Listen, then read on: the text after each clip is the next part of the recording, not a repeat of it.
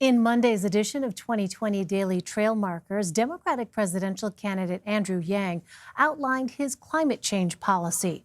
He appeared before a group of supporters in New Hampshire. Yang dubbed his policy, quote, "It's worse than you think."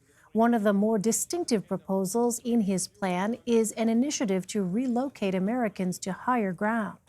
By putting money into people's hands, we can help us all become more resilient and responsive to climate change.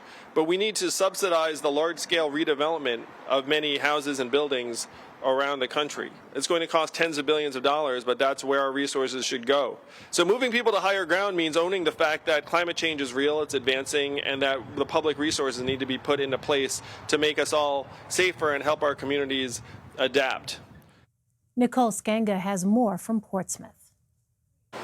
Well, many voters recognize candidate Andrew Yang for his signature policy, universal basic income, which puts $1,000 a month into the pocket of every adult American. But he actually has over 160 policy proposals on his website right now.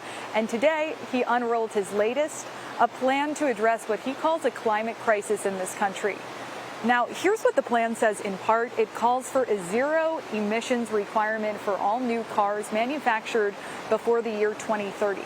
It also calls for a 100% renewable electric grid by the year 2035.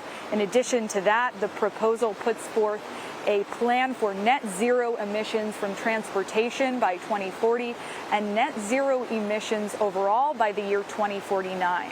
Yang's new plan also imposes a carbon tax. Now, initially, that carbon tax will be $40 per ton of carbon.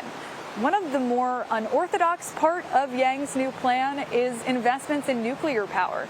And not just nuclear power, but some scientific processes that produce nuclear energy that are still in research and development, things like nuclear fusion.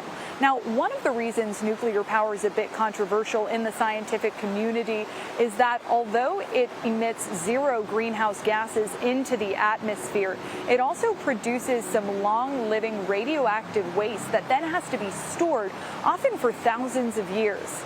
Another interesting part of Yang's proposal is it invests a great deal in geoengineering. So things like afforestation, planting trees to offset some carbon emissions and put oxygen back into the atmosphere, and space mirrors, quite literally installing giant mirrors above Earth's atmosphere to redirect sunlight back into space. Now, some critics of Yang's plan says it's quite ambitious for its $5 trillion price tag. Remember, Vermont Senator Bernie Sanders came out with his own plan to address climate changes just a while back. His cost $16 trillion.